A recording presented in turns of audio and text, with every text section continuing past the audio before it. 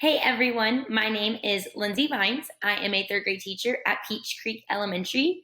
Today I'm going to show you how to utilize Gimkit inside of your classrooms. If you have ever used Kahoot, it is just like that, but with a little bit of a twist. So stay tuned because this is this week's Tech Tip Tuesday.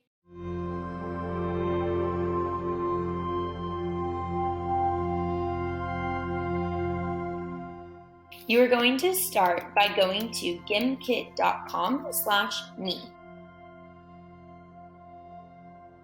Once you are on Gimkit, you will need to create an account or log in with Google. I just logged in with Google to link it to my school email.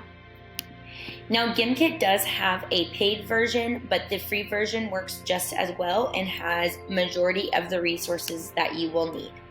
So once you have logged in with Google, you will be able to modify your grade level, your content, your subject area, any of those things that you need to do.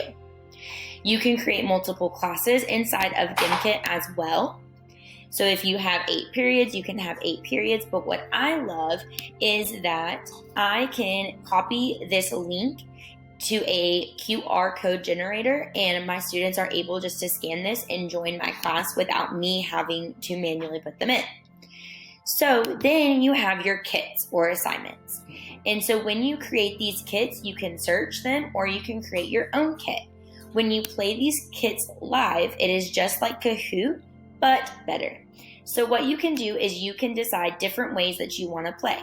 So I can play between Trust No One, which this one is a lot like Among Us themed, or I can play a classic version. I can play one that the floor is lava, which some of these are pro exclusives and I won't have after the trial, but that's okay because they'll still have the other free options. So one that my students liked today was this Trust No One, inspired by Among Us. So you will need at least 4 players to play this version.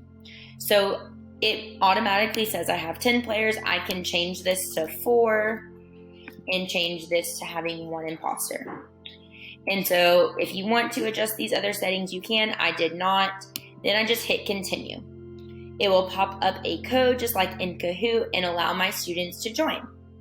Once my students join, I don't have to click between the questions or any of that. It will automatically go at their own pace. By the end, once everyone is completed with the questions, they'll be able to guess who the imposter is. Then, once they are done with that, I will be able to come back to my kit, click on the 3 dots, and I will be able to hit reports. This shows me questions that my students struggled on or their percent accuracy. So links and tutorials for Gimkit can be found under the Digital Learning button on the SISD Teaching and Learning Hub. Just press the Canvas button in your ClassLink portal and open up your Teaching and Learning Hub. Then choose the Digital and Online Learning button to find this app and lots of other tech tools. I hope this Tech Tip Tuesday was helpful and you are able to use this with your students in your classroom. Again, meet us back here for next week's Tech Tip Tuesday.